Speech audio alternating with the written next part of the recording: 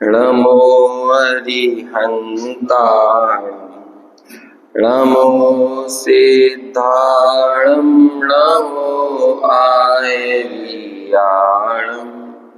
नमो वज्रायाणं नमो लोये सवसाहुणम्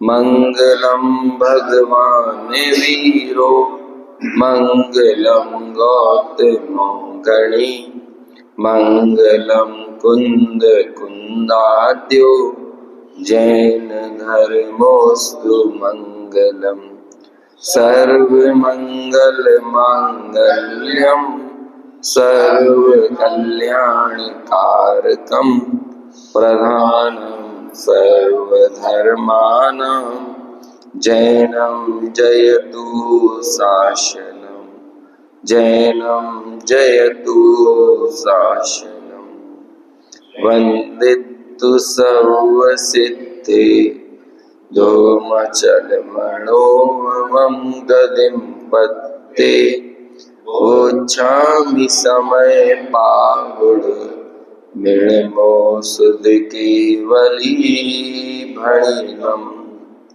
नमः सवै साराय स्वानुभूत्या चकासते चित् स्वभावाय भावाय सर्वभावांतरच्छिदे। समय सार ग्रंथ की 31वीं गाथा, जिसमें निश्चय स्तुति की यहाँ बात की गई है।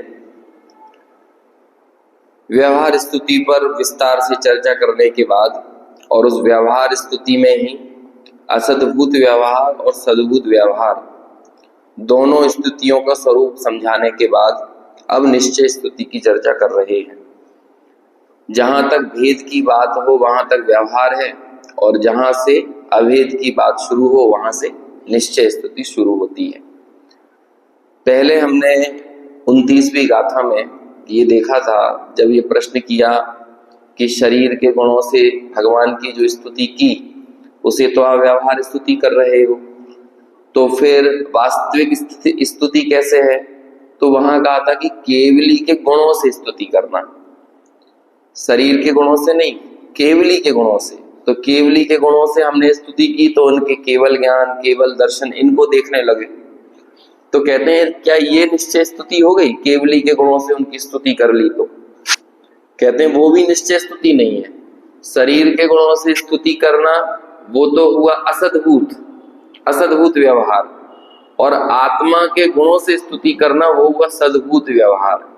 क्योंकि स्तुति करने में हमें कोई और ही याद आ रहा है ना, तो स्तुति करने वाला अलग हो गया और जिसकी स्तुति की जा रही है वो अलग हो गया।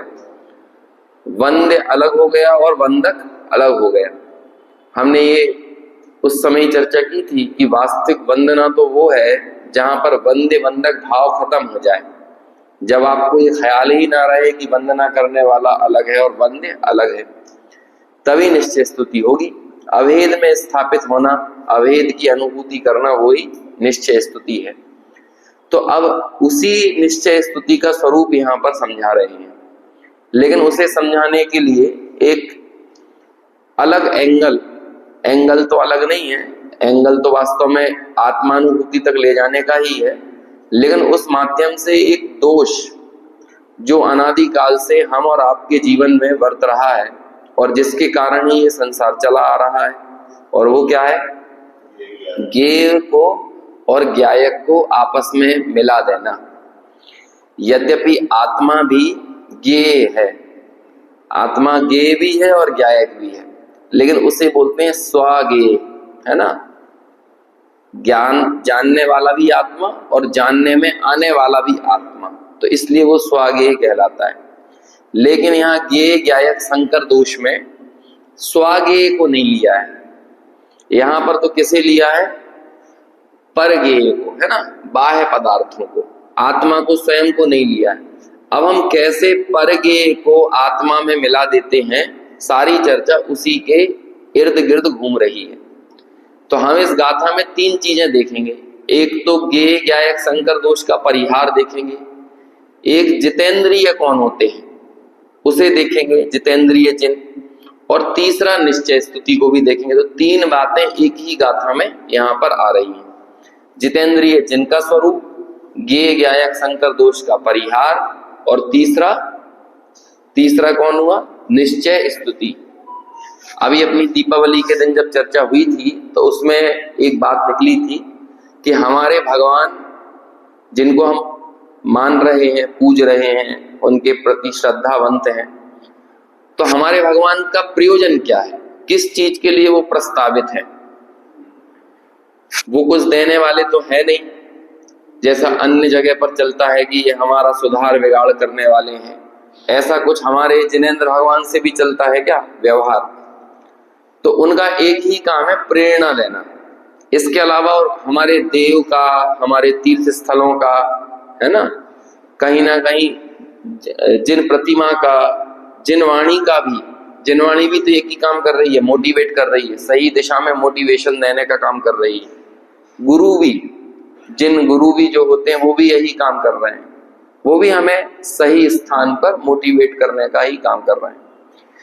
तो अब हमने जिनेंद्र भगवान को देखा, तो जिनेंद्र भगवान से हमें क्या मोटिवेशन मिलना चाहिए, किस तरफ की प्रेरणा मिलना चाहिए, ये प्रश्न उठता है। तो उसके लिए पहले जरूरी ये होता है कि हम जितेंद्रिय यानी जिनेंद्र भगवान का स्वरूप समझें। कल थोड़ी हमने जय जिनेंद्र शब्द की चर्चा की थी कि जिनेंद्रपना जयवंत रहे, तो वो जिनेंद्रपना है क्या, और साथ में ये भी बात आई थी कि भाई जिनेंद्र कोई व्यक्ति तो है नहीं, वो तो एक परिणति की बात है। हम और आप में भी वो जिनेंद्रत्व प्रकट हो सकता है जैसा उनमें प्रकट हुआ है।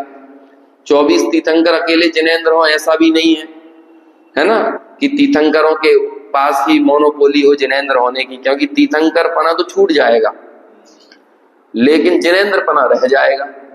जब सिद्ध हो गए तो सिद्ध भी तो जिनेंद्र ही हैं, अरहंत तो जिनेंद्र है ही। 2 तरह के केवली हमारे सामने आए, एक तो अरहंत केवली हो, क्या कहते हैं, एक तीर्थंकर केवली हो और एक सामान्य अरहंत हो। तो दोनों में कॉमन चीज क्या है? तीर्थंकरपना तो कॉमन नहीं हो सकता है, जिनेंद्रपना कॉमन है। और जिनेंद्रपना किसके कारण से है? तो इंद्रियों को जीतने के कारण, है ना, यही तो है। तो ऐसा हम ये नहीं बोल रहे थे जय तीर्थंकर, ये नहीं बोलते हम क्या बोलते हैं? जय जिनेंद्र। देखो जैन शब्द की व्याख्या में भी कितना अच्छी चर्चा आती है। छोटे दादा ने बालबोध लिखे, वो बालबोध हम लोगों को एक बार फिर से पढ़ना चाहिए, है ना। और उसमें जहां से कोई भी पाठ को उठाया जाता है, किसी पाठ, जैसे इंद्रिय वाला पाठ है, उसे कैसे उठाया है वो बालबोध में देखने वाली। बच्चों को ज्ञान कराना है 5 इंद्रियों का, लेकिन 5 इंद्रियों का पाठ डॉक्टर साहब ने कैसे उठाया। बहुत लोगों ने प्रयास किए हैं बच्चों की पाठमालाएं लिखने का, लेकिन जैसा मनोविज्ञान आज भी इतने सालों बाद भी वो बालबोध में और वीतराग विज्ञान में मिलता है, वैसा आपको नहीं मिलेगा। तो यहीं से बात उठाई, जैन शब्द से, जिनेंद्र शब्द से पूरी चर्चा को इंद्रियों की बात आगे उठाते हैं।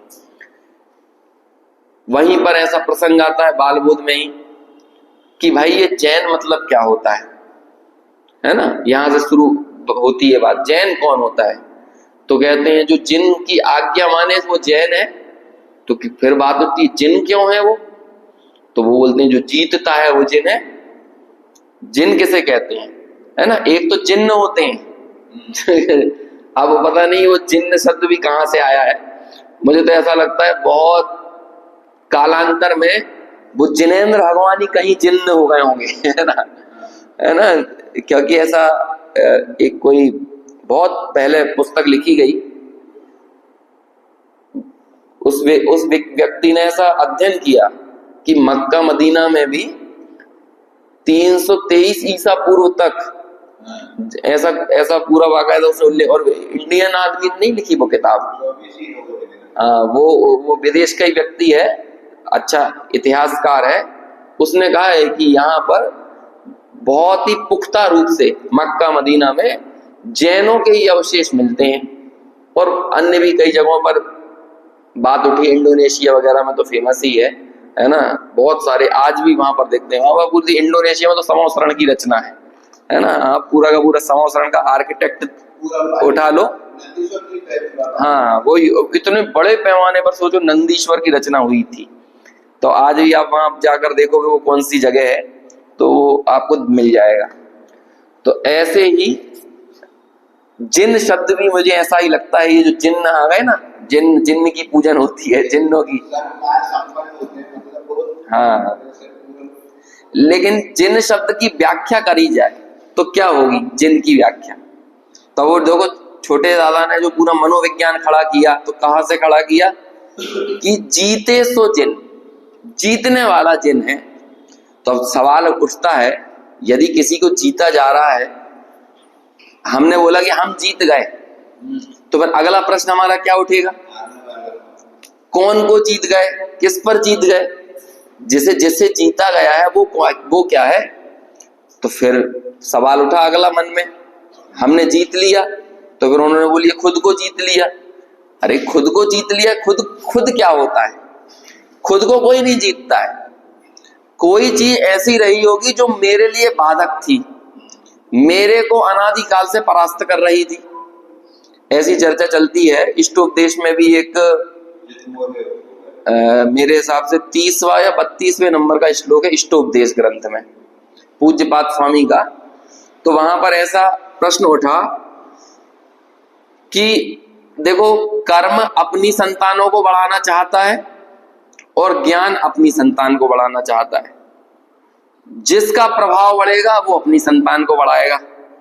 ऐसा होता है ना, कर्म का प्रभाव बढ़ेगा तो कर्म की संतान बढ़ेगी, और ज्ञान का प्रभाव बढ़ेगा तो ज्ञान की संतान बढ़ेगी। तो ऐसा कर्मों के बीच में और ज्ञान के बीच में रस्साकस्सी अनादिकाल से चल रही है।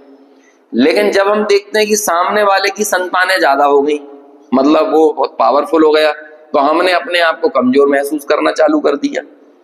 और हम यही करते हैं, जिस तरह से हम अखंड रूप से, सर्वांग रूप से ज्ञान से लबालब भरे हुए हैं, लेकिन हम किसको तवज्जो देते हैं, महत्व और अहमियत किसको देते हैं? कर्म को। तो ऐसा लगता है कि हमने हमारे सारे हथियार कर्मों के सामने पटक दिए हैं, और ये मान के चला है कि हम तो इनको कभी परास्त ही नहीं कर पाएंगे, हमेशा कौन जीतेगा? कर्म ही जीतेंगे।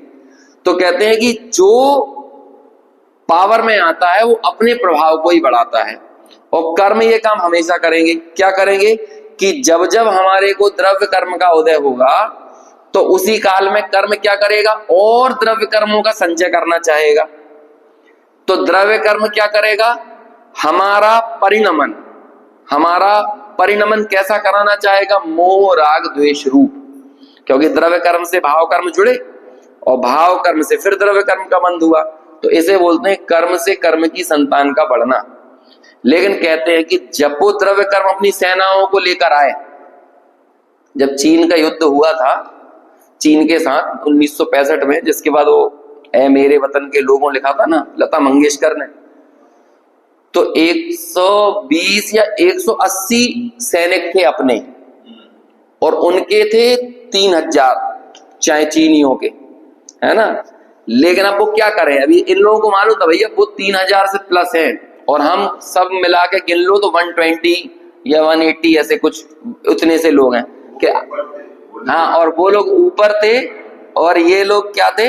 नीचे थे। अब करें तो करें क्या? कहते देखो मरना तो है ही, हम पीछे भागेंगे तो भी ये हमको निपटाएगा, लेकिन अब हमारे पास एक ही काम है कि हम उत्साह से इनसे भिड़ जाते हैं।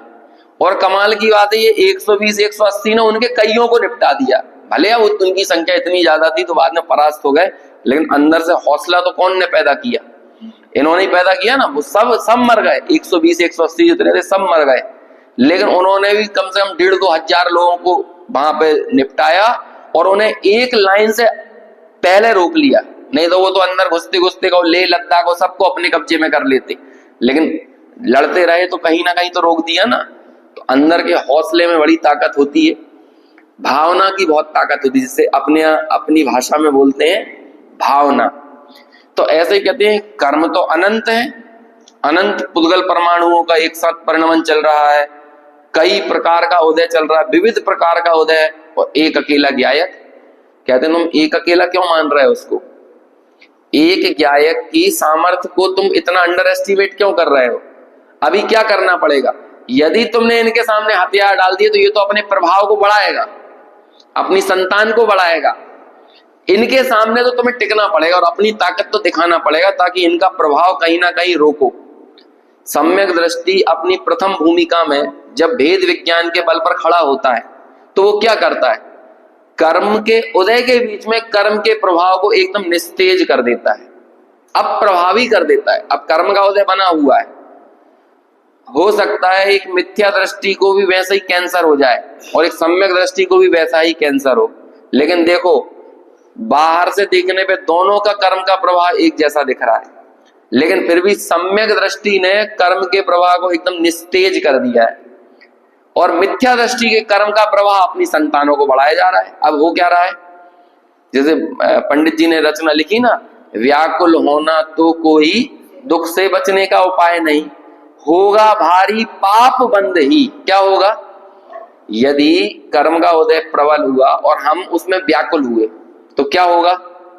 वो निस्तेज हो रहा है कि उसे दम मिल रही है, ताकत मिल रही है, और पावरफुल होके आ रहा है वो, और अपनी संतानों को बढ़ा रहा है। वर्तमान में तो पाप का उदय है ही, और वो क्या करेगा? तुम व्याकुल होगे तो क्या होगा? पाप का ही बंद होगा, उसकी संतान ही बढ़ेगी। तुम्हारे ऊपर वो रहम करने वाला नहीं है कर्म का उदय। कर्म को देखने से कर्म कभी नहीं जाता, कर्म के विरुद्ध ज्ञान भाव को खड़ा करने से ही कर्म जाता है। और ऐसी कर्म और ज्ञान की रस्साकस्सी में अनादिकाल से तो जीतता कौन आ रहा है? कर्म ही आ रहा है। लेकिन हमें फिर भी एक बात की खबर रखना चाहिए, इतना कर्म का उदय आया कि ज्ञान घट के कहो तो कितना रह गया, अक्षर के अनंत में भाग रहा। एक श्वास में 18 बार जन्म मरण तक कराने की पावर आई, 2.5 पुद्गल परावर्तन तक हम निगोदिया बने रहे, विकलत त्रय में पड़े रहे, कई जन्म बीत गए, लेकिन फिर भी हमें ज्ञान शून्य तो नहीं बना पाया ना। इसका मतलब पावर किसकी है? ज्ञान की पावर है। अब इस ज्ञान के बल पर जिन्हें हम जिनेंद्र बोल रहे हैं वो कैसे जीतते हैं? ये अपन कहां से बात बढ़ा रहे थे?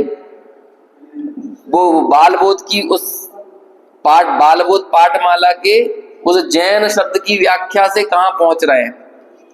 तो हम जैन क्यों हैं, ऐसा हम लोगों का भी प्रश्न होना चाहिए ना। तो जिनकी आज्ञा माने सो जैन। तो जिन कौन है? जिन किसे कहते हैं? जीतने वाला जिन। जीतने वाले तो किसको जीता है ना? देखो एक जैसे शब्द होते हैं और उनके मूल भाव भी एक जैसे होते हैं, जैसे कि डिफीट और विन, है ना? ये शब्द है ना, डिफीट यानी क्या होता है? हरा दिया, और विन यानी जीत लिया। अब फिर भी इनके भाव बहुत बदल जाते हैं। आप एक ही स्थान पर भारत ने पाकिस्तान को हरा दिया और भारत ने पाकिस्तान को जीत लिया, लेकिन फिर भी जीत लिया शब्द में एक पॉजिटिविटी है और हरा दिया शब्द में एक नेगेटिविटी है। एपीजे अब्दुल कलाम ने लिखा, it is easy to defeat someone, है ना, rather than to win someone, है ना। मतलब किसी को हरा देना बहुत आसान है, लेकिन मुश्किल क्या है? जीत लेना। समझ में आया? इसका मतलब देखो, जीतने शब्द में एक पॉजिटिविटी है। तो ऐसे हम क्या बोलते हैं? जिनेंद्र, जितेंद्र। जितेंद्र शब्द है ना, जित इंद्र, ये पूरी चर्चा वही चलने वाली। जिणितता, जो प्राकृत में लिखा है ना 31वीं गाथा में, जिणितता। ये जिणितता मतलब क्या होता है? जीत लिया है, जितेंद्रिय हो गए। तो जीत लिया है, तो किसको जीत लिया है? इन इंद्रियों को हराने का मतलब इनको खंड खंड कर देना है कि हम अपनी नाक काट लें, हम हमारे कान काट लें, अपनी जिह्वा को काट लें, तो क्या हमने इंद्रियों को हरा दिया? ऐसा करने से हम इंद्रियों को जीत सकते हैं? इंद्रियों की मौजूदगी में इंद्रियों को निस्तेज करने का हमारे पास क्या चारा है? क्या चारा है? हम जिनेंद्र भगवान को देखने गए तो हमने उन्हें देखकर क्या प्रेरणा ली? क्या प्रेरणा मिली? इंद्रियों को जीता है इन्होंने। अब हम जिनेंद्र भगवान की स्तुति कैसे कर पाएंगे? ये कौन सी चर्चा चल रही है? निश्चय स्तुति की, है ना। अभी क्या है कि धीरे धीरे अपना फेस्टिवल मोड उतरेगा ना तो वापस से उससे जुड़ने में समय लगेगा। तो क्या चर्चा चल रही है? निश्चय स्तुति की। मतलब भगवान को देखते देखते भगवान दिखना बंद हो जाए, वो निश्चय स्तुति है। और भगवान को जब हम देख रहे थे तो हमें दिख रहे थे वो कैसे? दूर अपने से, जिनेंद्र जिनेंद्र जितेंद्र वो दिख रहे थे। लेकिन बाद में वही जितेंद्र पना हमारे अंदर आ गया। वो इंद्रियों को जीतने का काम किसने कर लिया? हमने कर लिया। और उसकी शुरुआत कहां से होती है? भेद विज्ञान से। कैसे भेद विज्ञान से? इंद्रियों को अपने से भिन्न मानना। और इंद्रिय को शब्द को यहां पर कहा जा रहा है ज्ञेय, है ना। और आत्मा को, चैतन्य को कहा जा रहा है ज्ञायक। लेकिन जब ज्ञायक और ज्ञेय दोनों आपस में गट्टमट्ट हो जाएं, खिचड़ी बन जाए और हम ये अंतर करना भूल जाएं कि इनमें ज्ञायक कौन है और ज्ञेय कौन है, ये इसे बोलते हैं ज्ञेय ज्ञायक संकर दोष, है ना। 31 नंबर की गाथा में ज्ञेय ज्ञायक संकर दोष के परिहार स्वरूप निश्चय स्तुति की चर्चा चल रही है, जिस पे अपन यहां पर बात कर रहे हैं। तो गाथा जो हमने कल पढ़ी थी, अभी हम फिर पढ़ेंगे। उस गाथा में क्या बात निकलकर सामने आई थी? उसमें ये बात आई थी कि जो इंद्रियों से ज्ञान स्वभाव को अधिक मानता है। कितनी बात आई थी? जब हम इसकी टीका पढ़ेंगे तो आपको बहुत आनंद आएगा। यदि इसका भाव हमारे को ग्रहण हो जाए तो बहुत बहुत आनंदकारी टीका है। ऐसा कहेंगे बाद में अमृतचंद्राचार्य कि अब पूरी इंद्रियों के ऊपर, यानी संपूर्ण ज्ञेय के ऊपर ज्ञायक तैरने लगा। काय के ऊपर? सारे ज्ञेयों के ऊपर कौन तैरने लगा? ज्ञायक। जैसे कि तेल में, वो पानी में हम यदि तेल को डालें तो क्या होगा? वो उसमें गट्टमट्ट नहीं होगा, मिल नहीं जाएगा। वहीं उसमें हम दूध को डाल दें या दूसरा कोई और लिक्विड डाल दें जो कि घुलनशील हो पानी में, जैसे नमक होता है, नमक भी घुलनशील हो जाता है। लेकिन क्या ऐसा कभी तेल घुलनशील हो सकता है? तो यहां कहेंगे कि देखो, ज्ञायक कितना भी ज्ञेय में डले लेकिन वो कभी उसमें घुलनशील होता ही नहीं है। लेकिन इस बात की अनुभूति करना पड़ेगा कि ज्ञायक हमेशा ज्ञेय से भिन्न रहा।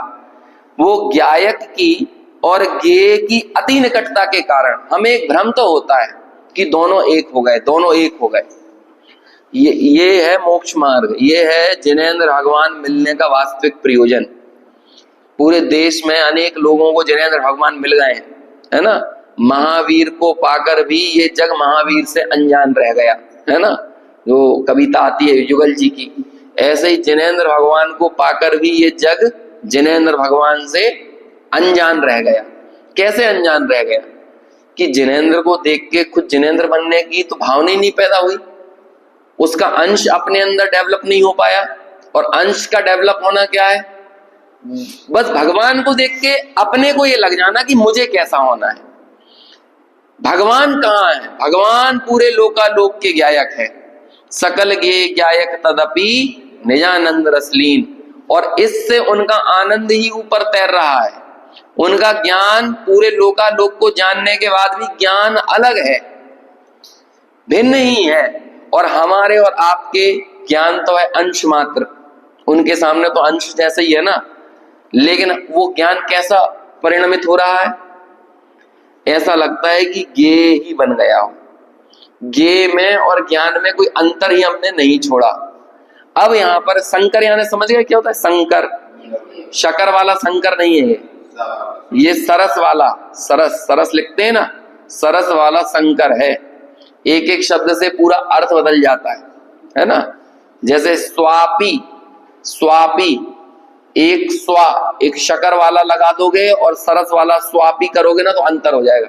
एक का मतलब तो होता है परिजन, प्रियजन, भाई बंधु, और एक का मतलब होता है कुत्ता, है ना। एक सा का शाह हो जाए या शाह का सा हो जाए तो पूरा का पूरा अर्थ बदल जाता है। संस्कृत में इन चीजों की बहुत वैल्यू होती है। जैसे कि एक पिता ने अपने पुत्र को व्याकरण करने भेजा और वहां जाके देखा कि देखें तो क्या पढ़ा इसने, तो पिता भी विद्वान, तो पुत्र का टेस्ट ऐसे ही लिया जाता था कि जाओ बेटा ये वाक्य पढ़ के बताओ। यदि उस सा को शाह पढ़ रहा है तो कह रहे तुम क्या व्याकरण सीख रहे हो। बुंदेलखंड में तो ऐसी गलतियां बहुत होती हैं, है ना। 16 और 16 तो बहुत अंतर हो जाता है। 16 के कपड़े 16 के नहीं रह जाते हैं, 16 के बन जाते हैं। लेकिन ये अपराध है, ये व्याकरण शास्त्र में वैयाकरणों के लिए ये बहुत बड़ा अपराध है। तो ऐसे ही संकर और शंकर, एक शंकर में दांत टकराते हैं और एक शंकर बोलने में दांत बिल्कुल नहीं टकराते। वो शंकर जी वाला शंकर बोलेंगे ना तो दांत आपस में नहीं टकराएंगे, लेकिन शंकर है ना, इसमें आपस में दांत टकराते हैं। ये बहुत वैज्ञानिक है। पूरे के पूरे 52 अक्षर जो है वो पूरा हमारी श्वास और हमारे मुंह के मूवमेंट पर डिपेंड है। आपकी पूरी एक्सरसाइज होगी 52 अक्षरों के प्रॉपर उच्चारण करने में। अंग्रेजी में नहीं होता है। अंग्रेजी के बहुत सारे शब्द ऐसे आप होठों को टच किए बगैर फ्लुएंट इंग्लिश बोल सकते हो। और कई लोग बोलते हैं, आप स्कॉटलैंड तरफ चले जाओगे तो आपको एकदम इंग्लैंड से अलग अंग्रेजी मिलेगी और एकदम ऐसा लगेगा ये तो होंठ ही नहीं टकरा रहा, ये बोल कैसे रहा है, ये समझ में कैसे आ रही। लेकिन हिंदी में आपको पूरा मूवमेंट करना पड़ता है, क्योंकि ये पूरी ध्वनि विज्ञान हमारे इस क्या कहते हैं, ये इसको क्या बोलते हैं, ओरल है ना, ये जो है इस पर पूरा डिपेंडेंट है। तो शंकर और संकर है ना, तो ये जो संकर दोष है, ये संकर मतलब क्या होता है, मिल जाना। आजकल संकर बीज चलते हैं। संकर बीज मतलब क्या होता है, हाइब्रिड। तो हाइब्रिड क्या होता है, वो जहां पर कई अलग अलग बीजों की नस्लों को एक साथ मिलाकर उनको पैदा कर दिया जाता है। जैसे कि अलग प्रकार का संतरा आया है, अब वो संतरे में उन्होंने क्या कर दिया कि हो सकता है थोड़ा मौसम्मी का भी हिस्सा मिला दिया हो, है ना, थोड़ा सा नींबू का भी मिला दिया, शंकर का वो संतरे का तो मिला ही दिया हो, तो वो एक नए तरह का संतरा। अब आजकल इस तरह की उन्नत किस्में बहुत पैदा की जा रही हैं, एक बीज से दूसरे बीज की उत्पत्ति करके मिलावटी कुछ हमने वो फसल वो उस तरह के बनाना एप्पल नहीं देखे। उसके दोनों रीजन है, प्रोडक्शन भी बढ़ाना है और ज्यादा दिन तक रुक सके तो इसलिए वो चलता है हाइब्रिड। और दूसरा, इंसान को नया देना है, नए नए चीजों को पाने की इच्छा, तो वो उसे ही बोलते हैं संकर। मतलब दो भिन्न चीजें आपस में मिल जाए तो वो क्या हो गया, संकर हो गया, मतलब मिलावट हो गई। ऐसे हम और आप किस चीज की मिलावट कर रहे हैं, गे को और गायक को मिला रहे हैं, है ना। यहाँ पर स्वागे को नहीं लिया है, यहाँ पर किसे लिया है, पर गे को लिया है ना। वो पीछे वही लाइट बंद कर दो आप, है ना, नहीं तो मैं लगातार आपको देखता हूं तो मुझे वो लाइट की वो पड़ती है सामने बस। तो इससे क्या होता है, यही हमारे अज्ञान का मूल है और कर्म बंध इससे हो रहा है। अब हम एक तरफ तो भगवान को खड़ा करें, अभी कुछ नहीं करना। देखो इस पूरे विश्व में ज्यादातर लोगों को सम्यक दर्शन में मालूम जिनवाणी का पढ़ना निमित्त नहीं है, लेकिन भगवान का देखना निमित्त है। 3 तरह के निमित्त होते हैं सम्यक दर्शन में। एक तो होता है जिन मुद्रा को देखना, जिन बिंब का दर्शन, सम्यक दर्शन। ये बाकायदा लिखा हुआ, धवला में पढ़ लो आप, अकलंग देव की टीका तत्वार सूत्र में पढ़ लो, कहीं भी पढ़ लो, है ना, बहुत फेमस चीज है ये। जिन बिंब की अपार महिमा है, अपार अद्भुत महिमा है, जिसे जो बोलना है वो बोलता रहे, लेकिन जिन बिंब का अपार वैभव है। एक जर्मनी का आदमी के सामने आप समय सार पकड़ा दो ये, तो वो सम्यक दर्शन नहीं कर सकता, लेकिन जिनेंद्र भगवान की मुद्रा देख के कर सकता है। बोलो, ये होता है ना। तो एक तो होती है जिनबिंब का दर्शन, दूसरी होती है वेदना, है ना, और एक होता है देशना या जाति स्मरण। जाति स्मरण, ये 3 बताए हैं सम्यक दर्शन के कारण, है ना।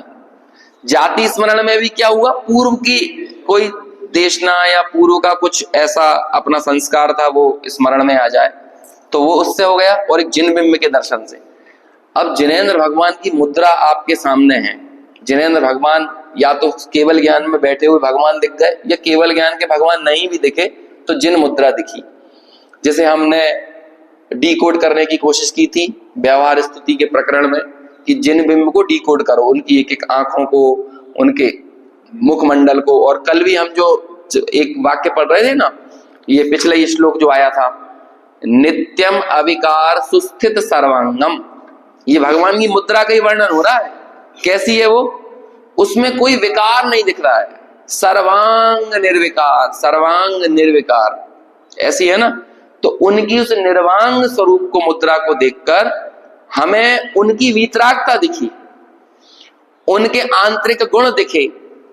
और आंतरिक गुणों में जिसे हम जिनेंद्र कह रहे हैं, उनका जितेंद्रियपना, जिनेंद्रपना किसके कारण है?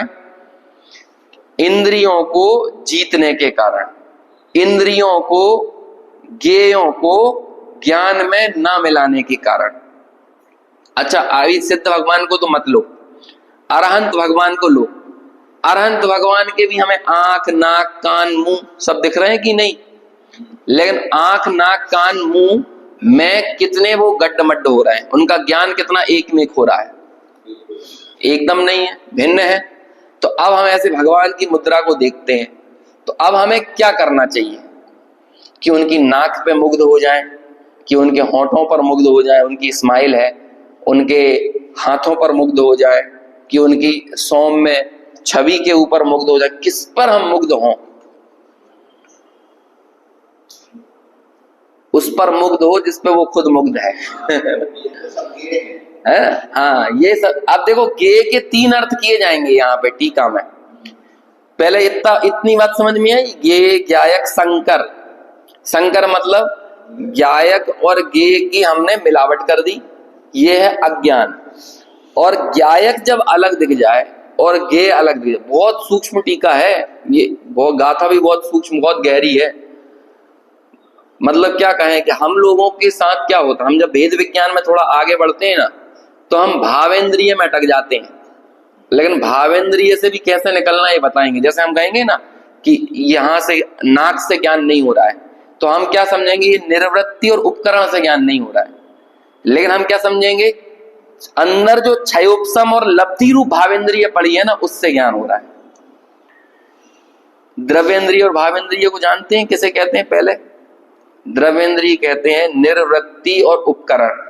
उपकरण कहलाता है जैसे कि ये आंख की पुतली है ना, पुतली नहीं। अब इसमें भी उपकरण भी 2 प्रकार के होते हैं, अंतरंग उपकरण और बहिरंग उपकरण।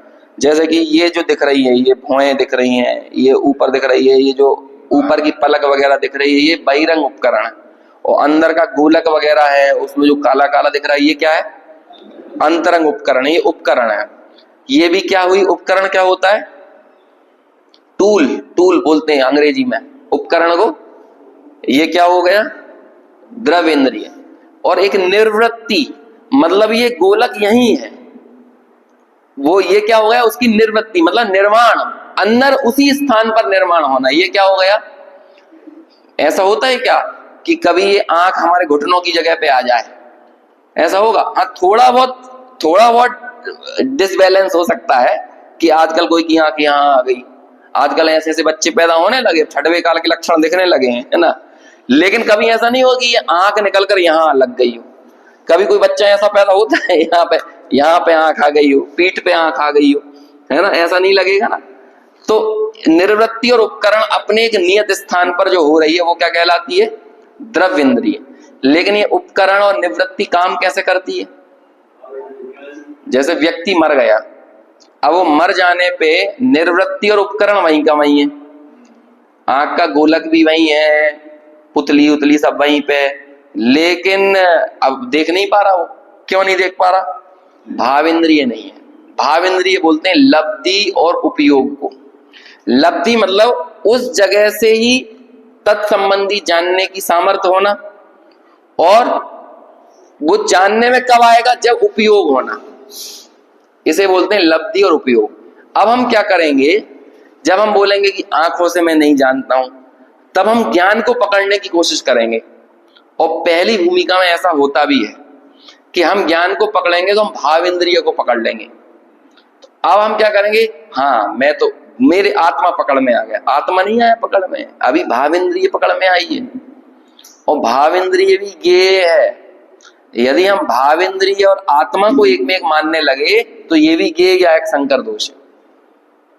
ये चीज आपको नहीं मिलेगी कहीं पे। आप पूरे विश्व में सब दर्शनों का अध्यात्म टटोल लेना, द्रव्येंद्रिय से भेद विज्ञान करवा देगा। दूसरे भी आप चाहे सनातन में सांख्य दर्शन को पढ़ लो, चाहे आप वेदांतियों को पढ़ लो, उपनिषदों को पढ़ लो, तो यहां द्रव्येंद्रिय से भेद विज्ञान तो हो जाएगा, लेकिन वो आत्मा किसको कहेंगे? भाव इंद्रिय को आत्मा कहने लगेंगे। ठीक है ना, दूसरी जगह ये हो गई, तो भाव इंद्रिय को आत्मा कह दिया। लेकिन भाव इंद्रिय भी क्या है? ज्ञेय है। और भाव इंद्रिय को ज्ञायक में मिला देना, ये भी क्या हो गया? ज्ञेय ज्ञायक संकर दोष। और जब तक हम ये कर रहे हैं तब तक हमने जय जिनेंद्र नहीं बोला, क्योंकि जय जिनेंद्र बोलने का मतलब क्या होता है? अभी दिन में 8-10 बार तो जय जिनेंद्र बोल ही लेते होंगे। फोन आया किसी का तो हमने जय जिनेंद्र बोल दिया। अरे 2-3 बार तो बोल ही लेता होगा गिरी से गिरी हालत में भी व्यक्ति। लेकिन यदि आपने जिनेंद्र की वास्तविकता नहीं समझी और उन्हें देखकर उनकी वास्तविकता समझकर अपने अंदर भेद विज्ञान नहीं किया, तो आप जय जिनेंद्र नहीं कर रहे हो, हम इंद्रियों की ही जय कर रहे हैं। अब इंद्रियां 3 हैं, द्रव्येंद्रिय, भाव इंद्रिय, तीसरी कौन है? इंद्रियों के विषय। जैसे कि ये मोबाइल क्या है? विषय है, लेकिन ये इंद्रिय है। यहां से जाके हम रोटी खाएंगे तो रोटी क्या है? विषय है, लेकिन इस भाषा में क्या हो गई? वो भी इंद्रिय ही है। और जगत में आपको जो कुछ भी दिख रहा है वो सब क्या है? इंद्रियों का सारा विस्तार अपने आप में इंद्रिय है। और हमें ये लगता है जब हम आम खाते हैं तो ऐसा लगता है वो आम मेरे भीतर समा गया हो। जब हम चाय पीते हैं भैया सर्दियों में, तो चाय का आनंद एकदम अलग ही होता है ना। अच्छी से इलायची विलायची डाल के और सौंठ वोंठ डाल के अच्छे से चाय पियो तो क्या लगता है? मान के चलो वो अपनी रसपर्शन इंद्रिय में ही समा गई। तो इंद्रिय का विषय भी इंद्रिय ही है। और हम 24 घंटे कुछ नहीं करते। पहले हमने इंद्रियों में मैंपना माना, और फिर जिससे उसकी पूर्ति होती है हम उसी प्रयत्न में और प्रयास में संलग्न रहते हैं, सुबह से उठकर शाम को सोने तक। पैसा कमा रहे हैं ज्यादा से ज्यादा, किस लिए कमा रहे हैं? इंद्रिय जो मैं है ना, मेरापना जहां पर पड़ा है, संकर करा ना हमने, पहले हाइब्रिड बना दिया ना ज्ञेय और ज्ञायक का, इनकी मिलावट कर दी। तो अब ज्ञायक ज्ञेय से हमें अलग कुछ दिखा नहीं, और ज्ञेय है क्या? इंद्रियां। और वो ज्ञायक ने ज्ञेय को क्या मान लिया? यही मैं हूं, यही मैं हूं, ये इंद्रियां ही मैं हूं। तो अब इसे तृप्ति कैसे मिलेगी?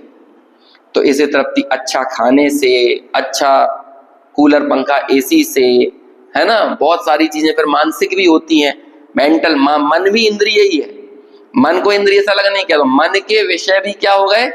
इंद्रिय। तो इस तरह से उन इंद्रिय विषयों की पूर्ति में ही पूरा जीवन निकल जाता है। महिलाओं का तो मेरे हिसाब से एक स्पर्श वो रसना इंद्रिय में ही निकल जाता है ना। आप देखोगे 8 से 10-12 घंटे का समय काय में चला गया, और जिसमें त्योहार आने वाला हो, तो त्योहार आने वाला है तो क्या होगा? कितने तरह की वैरायटी घर में बनेगी। तो उससे किसकी पूर्ति होने वाली है?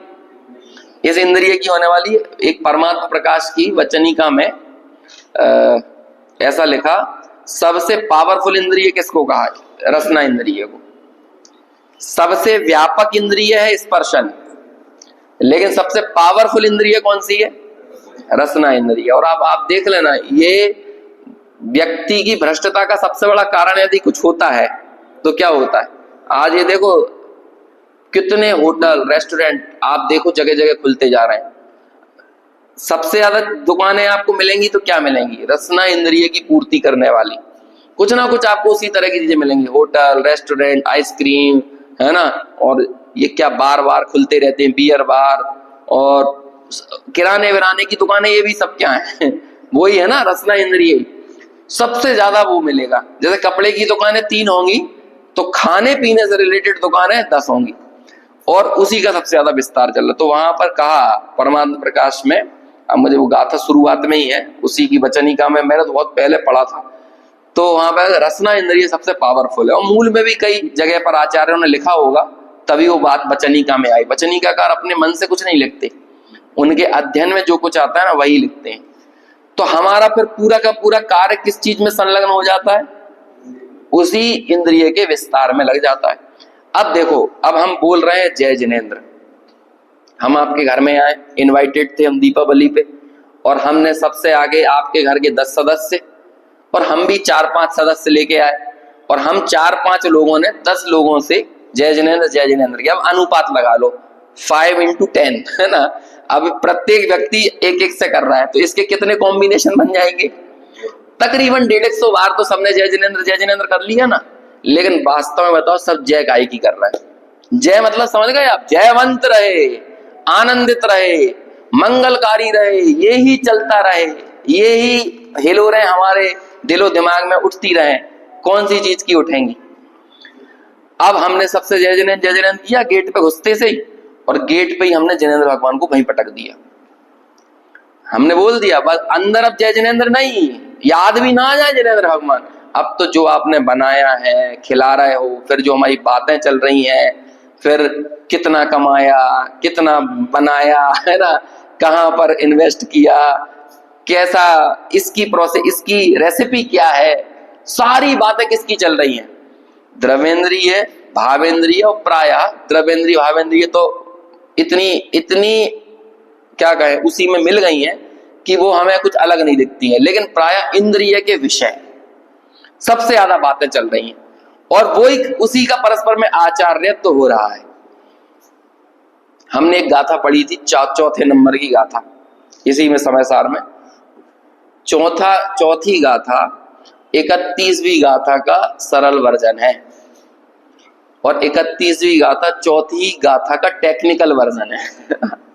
समझ में आ गया? ये क्या है? ये टेक्निकल है। वो समझ लो कि वो दूसरी कक्षा की बात है और ये बीटेक की बात है, बस है ना। ये 31वीं गाथा बीटेक की पढ़ाई हो रही है, और वो दूसरी गाथा जो थी वो क्या, वो चौथी गाथा क्या थी, वो दूसरी तीसरी की पढ़ाई थी।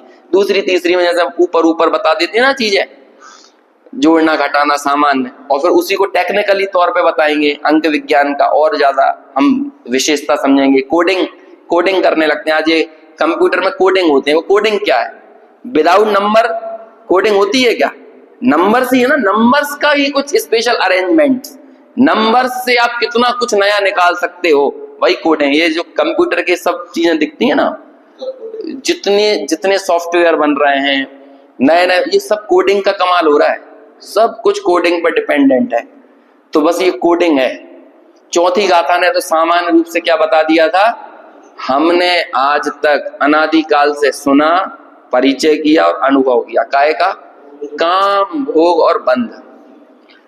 काम किसे कहते हैं? स्पर्शन और रसना इंद्रिय को, विषय को काम कहते हैं, और भोग कहते हैं रसन, घ्राण, चक्षु और कर्ण इंद्रिय के विषय को भोग कहते हैं, और बंध कहते हैं प्रकृति प्रदेश स्थिति अनुभाग।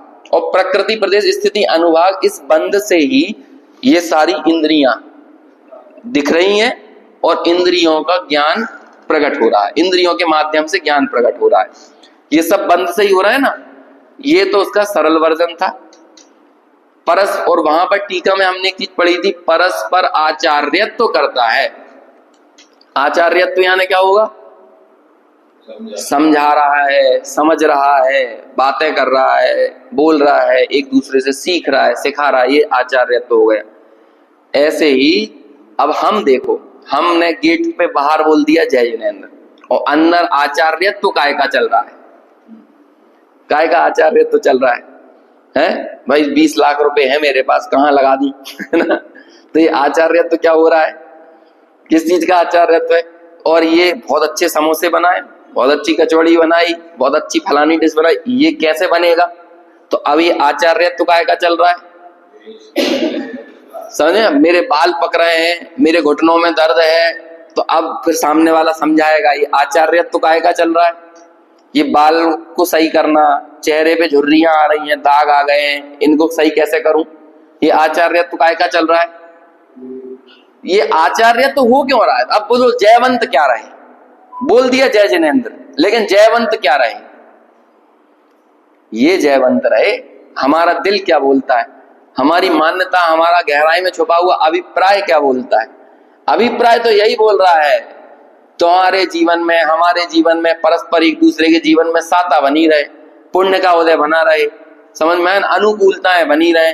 तो ये पुण्य का उदय, अनुकूलताएं, पुण्य के परिणाम हम कर तो इनकी जय रहे हैं, लेकिन मुंह से हमें बोलना सिखा दिया है, क्योंकि रूढ़ी हो गई है ना वो बात। हमारे दादाजी बोलते थे, दादाजी के दादाजी बोलते थे, पिताजी बोलते, सब बोलते थे, समाज बोलती है, तो हम जय जिनेंद्र करने लगे। लेकिन हमने जय जिनेंद्र के मायने नहीं समझे, क्योंकि यहाँ क्या कह रहे हैं? जो इंद्रिय जनितता, जो इंद्रिय को जीतता है ना, जो इंद्रिय जनितता, इंद्रिय को जीतने वाला कौन है? कौन जिनेंद्र है? जितेंद्रिय जिन कौन है? हृणाण सहावादियम, जो ज्ञान स्वभाव को अधिक मानता है, अधियम मुड़दि आदम, जो आत्मा के ज्ञान स्वभाव को सब इंद्रियों से ज्यादा मानता है। और ये इंद्रियों को ही क्या कहा जा रहा है? गे। जो गे को ज्ञायक ना मानने लगे और ज्ञायक को गे ना माने और गेयों से ज्ञायक को हमेशा ज्यादा माने, वो ही जितेंद्रिय है। और बाकी सब क्या है? वो जितेंद्रिय नहीं है, वो भोगेंद्रिय है ना। वो भोगेक्षु है, वो मुमुक्षु नहीं है, वो आत्मेक्षु नहीं है। समझ में आया? कई बार लोग बोलते हैं ऐसे, अपन ने किसी अच्छा रिश्ता बताया ना, तो कहते हैं अरे हम इनमें नहीं करेंगे, तो मुमुक्षु है, तो तुम तो नर के इच्छुओं में कर लो, है ना, नर के इच्छुओं में शादी कर लो। यदि विवाह वगैरह बताओ, लोगों को नाम से चिढ़ हो जाती है ना। जब वो मुमुक्षु शब्द तो आचार्यों का दिया हुआ है, लेकिन वो रूढ़ हो जाए ना, मुमुक्षुओं से शादी नहीं करेंगे, तो भोगेक्षुओं से करो, नर के इच्छुओं से करो, और क्या, और बढ़िया उन्हीं की कद्र होती है। समझ में आया ना? क्या करे? जब मेंढक होता है, मेंढक यदि वो गर्म पानी में सीधे आ जाए तो उचट्टा मार के बाहर निकल जाएगा, है ना। यदि ठंडी जगह पे था और इधर एक परात वगैरह में गर्म पानी हो, तवेले तपेली में, और वो धोखे से इसमें आ जाए, उछल जाएगा। लेकिन वो गर्म पानी पहले से ठंडे पानी में रहे और वो धीरे धीरे गर्म होता रहे, तो वो अनुकूलन करता जाता है अपनी बॉडी का। और फिर करते करते करते वो एकदम, आपने कहा 100 डिग्री पे तपा दिया, लेकिन तब भी उसका उचकने का मन नहीं होता। क्यों? क्योंकि वो उस गर्माहट के अनुसार अपने आप को ढालता रहता है, ढालता रहता है, ढालता रहता है, और तब तक ढालता है जब तक वो मर नहीं जाता। वाकई में ऐसे ही हमने अपना जीवन विकल्पों में, आकुलताओं में, भोगों के इतने अनुकूलन में ढाल लिया है कि हमें कोई घबराहट ही नहीं होती विकल्पों से। और वही हम ज्ञानियों का जीवन पढ़ते हैं तो उन्हें तो भगवान की भक्ति का विकल्प भी ऐसा लगता है कि अंगारे आ गए हों। और हम और आप इतने भयंकर इच्छाओं के बवंडर में पड़े रहते हैं, लेकिन हमें कुछ लगता ही नहीं। हमने इतना अनुकूलन कर लिया है, इतना उसके अंदर ढल गए हैं कि हमें उनसे बाहर उचटने का ही मन नहीं होता, और हमें वही हितकारी लगते हैं। जबकि ये मार डालेंगे हमको, ये भोग हमें मौत की डगर पर लेके जा रहे हैं, लेकिन कोई उस चीज को समझने की चेष्टा नहीं करता। हम और आपका जो सबसे बड़ा अहंकार होता है ना, वही अहंकार एक दिन हमारे सबसे बड़ी दुख की वजह बनता है। हमें राग कितना अनुकूलन लगता है। राग में यदि कोई अपने घर में, परिवार में थोड़ा सा अनासक्त भाव से रहने लगे तो हम कहेंगे कैसा आदमी है, निर्मम है। 29वें नंबर का श्लोक है इष्टोपदेश का। अभी मुझे इष्टोपदेश की याद इसलिए आ रही है क्योंकि वो जो प्रश्नोत्तर वाला काम करना हो तो वही सब श्लोक पढ़े हैं, तो इसलिए आता है। बढ़िया, उसमें कहते हैं निर्ममत्व का मार्ग अपनाओ। कौन निर्ममत्व के मार्ग पे है और कौन ममत्व के मार्ग पे है, बस इसका ही भेद किया है। जो ममत्व के मार्ग पे है वो संसार के मार्ग पे है, जो निर्ममत्व के मार्ग पे है वो क्या है, वो मोक्ष के मार्ग पे है। अब हमने निर्मम शब्द, वहां निर्मम शब्द को तो कल्याणकारी का है, पंच परमेष्टि निर्मम होते हैं, लेकिन हमारे लिए निर्मम शब्द कैसा है, कैसा निर्मम है कैसा लगता है निर्मम। तो हमें अब आप ये सोचो कि जहां सब लोग एक, जहां पर ममत्व की संस्कृति हो, वहां निर्ममता की बात करना कैसा है, कैसा लगेगा। संस्कृति विरुद्ध बात हो गई ना। अब संस्कृति क्या होती है, जहां पर 1000-2000 अपनी बात निकली थी ना सब महावीर जन्मोत्सव के दिन, वो निर्वाणोत्सव की चर्चा करते हुए ये सब बातें की तो दी अपन ने। जहां जो संस्कृति की बहुलता हो, 100-500 आदमी जिस चीज को फॉलो करते हैं, वहां आप आगे अलग से कुछ बात करके बताओ तो क्या हो जाओगे, आप दुश्मन की तरह देखे जाने लगोगे। ऐसे ही जहां निर्ममत्व, ममत्व की संस्कृति वालों के बीच में निर्ममत्व की बात करके बताओ। इंद्रियों में डूबे रहने वाले लोगों के बीच में जितेंद्रिय होने की बात करो। जिनेंद्र भगवान का नाम लौंग इलायची जैसा आना चाहिए बस, है ना, इससे ज्यादा कुछ नहीं। जैसे हम आखिर में लोगों के लिए ऑफर कर देते हैं ना, हाँ भाई क्या खाओगे, सुपारी लोगे कि जर्दा लोगे कि राजश्री लोगे। अब ये बोलना अच्छा नहीं लगता है, लेकिन आप अंदर से हृदय में हाथ रखकर विचार करो। ऐसे ही माउथ फ्रेशनर से ज्यादा जिनेंद्र भगवान को समझ रखा है।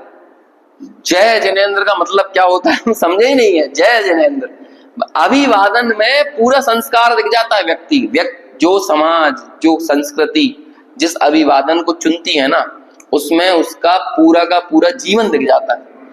इस जय जिनेंद्र रूपी अभिवादन में पूरा का पूरा धारणाएं दिख जाती हैं। ये जैनों की धारणाएं क्या है, लेकिन उसी जय जिनेंद्र को हमने क्या बना दिया है, सिर्फ एक उपचार का साधन बना दिया है। आजकल तो सब करने लगे हैं। वो तारक मेहता के उल्टा चश्मा में भी जय जिनेंद्र बोलता है ना, लेकिन वहां पूजा सबकी होती है। वही सब वहां पर कहो तो रोजा भी रखे जाए, है ना, वहां पर नवरात्रि भी रखे जाए, वहां पर गरबा भी सब किया जाए। और हम लोग बस इससे, अरे जय जिनेंद्र तो बोल रहा है, जय बच्चे कम से कम जय जिनेंद्र बोलना तो सीख रहे हैं। अरे सीख रहे हैं, लेकिन जय जिनेंद्र का मतलब क्या होता है ये तो देखो। क्या होता है, जब आप इंद्रियों से ज्यादा ज्ञान स्वभाव को मानो, जब आप ज्ञेयों से ज्यादा ज्ञान स्वभाव को मानो, उसे बोलते हैं कि वो निश्चय स्तुति है, वो सच्चा जय जिनेंद्र है। ये यहाँ पे कह रहे हैं। ये मैं पहले इतनी सब चर्चा इसलिए कर रहा हूं ताकि टीका बहुत आसानी से समझ में आए, क्योंकि टीका में तो बहुत टेक्निकल बातें हैं। ऐसे ऐसे शब्द हैं जो हम शब्द सुनने के आदी नहीं है, तो जब हम वो शब्द पढ़ेंगे तो हम जल्दी उनसे रिलेट कर जाएं। तो मैं टीका पढ़ूंगा तो बहुत जल्दी पढ़ जाऊंगा, एक दिन में आपको पढ़ जाऊंगा, लेकिन उसका पूरा भाव तो हमें पता चलना चाहिए। तो ज्ञेय का मतलब क्या हुआ, इंद्रिय। ज्ञेय का मतलब क्या हुआ, इंद्रिय। और इंद्रियों के कितने भेद हुए, 3 भेद। कौन कौन से हुए, द्रवेंद्रिय, भाव इंद्रिय और तीसरा इंद्रिय के विषय। अब जो इन तीनों इंद्रियों से, मतलब जो इंद्रिय के 3 भेद का है, इनसे किसे ज्यादा माने, ज्ञान स्वभाव को ज्यादा माने। और जो इन इंद्रियों को ज्यादा मान रहा है, इंद्रियों की ही पूर्ति में लगा हुआ है, इंद्रियों की ही मगनता में डूबा हुआ है, उस व्यक्ति ने न जिनेंद्र को समझा। क्यों, क्योंकि भगवान को देखकर यदि उनका अनुकरण करने का भाव ना आए। सपूत पुत्र कौन है, सच्चा सपूत पुत्र कौन है, जो रोज पापा के पांव पड़े और जो पापा करते हैं उससे अगेंस्ट जाके करे, तो वो पुत्र सपूत कहलाएगा। रोज तो पाँव पड़ा, हाँ, सुबह सुबह उठा और उठ के पिताजी को एक बार ढोक दिया और बात खत्म। अब दिन भर वो करना है जो चीज पापा मना करते हैं। शराब पी रहा है, दोस्तों के साथ घूम रहा है, सिगरेट पी रहा है, लेकिन सुबह एक काम जरूर करता है। क्या करता है, बाकी पापा जो उसे संदेश देते हैं अनुशासन की, संस्कारों की, कि बेटा व्यवसाय ऐसे चलाया जाता है, ऐसे अपना काम संभालो, उसे कुछ मतलब नहीं है पापा के काम से, बल्कि पापा का पैसा ले और उड़ाए, और सिर्फ भोगों में, विषयों में, व्यसनों में, इन्हीं में लगा हुआ। तो बोलो कितना वो अपने पिता की स्तुति करता है। और एक पुत्र है जो पापा से बात भी नहीं करता।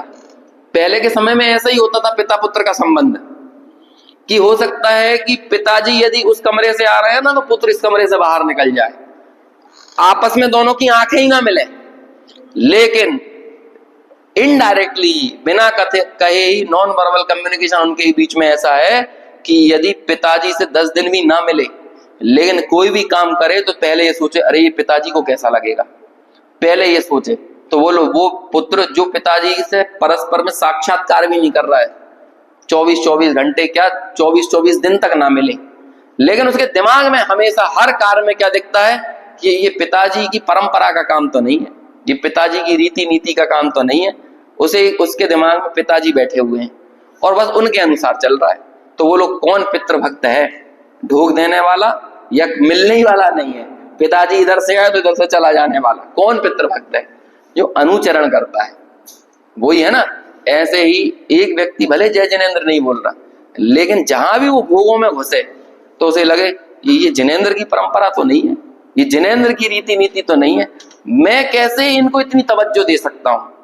मैं इन इच्छाओं को, इस राग को, इन विषयों को, इन कषायों को इतनी तवज्जो, हमें नहीं लगता कि जिनेंद्र भगवान को कैसा लगता होगा। हालांकि उन्हें लगता वक्ता कुछ नहीं है ना, लेकिन अंदर में यदि तुम्हें बहुमान है, भक्ति है, तो सोचो तो ये उनकी परंपरा की चीज है, उनकी रीति नीति की चीज है। तो उनकी रीति नीति क्या है, उनकी परंपरा क्या है कि पूरा लोकालोक ज्ञान में झलक गया, लेकिन फिर भी किसे ऊपर मानते हैं? आद सहाराण सहावादियम। ये देखो लिखा प्राकृत में, किसको? अधियम यानी क्या होता है? अधिक, और णाण सहाव यानी ज्ञान स्वभाव। ज्ञान स्वभाव ही जिसे सबसे अधिक लगता है, कोई इंद्रिय जैसे अधिक नहीं लगती, वो है जिनेंद्र भगवान की परंपरा, वो है जय जिनेंद्र का सही मायना, है ना। ये है, देखो चलो अभी एक बार और गाथा पढ़ते हैं। जो इंद्रिय जिनिता णाण सहावादियम मुणदि आदम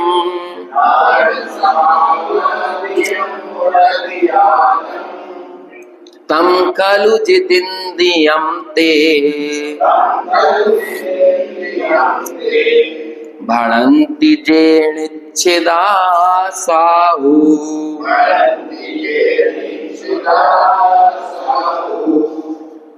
अनुवाद कर इंद्रिय जय ज्ञान स्वभाव अधिक जाने आत्म को निश्चय विषय साधु जन भाव जितेंद्रिय उन्हीं को।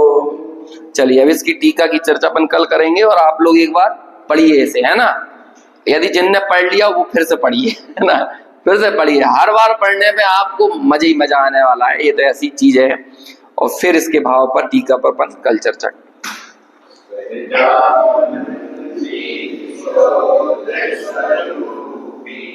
अविनाशी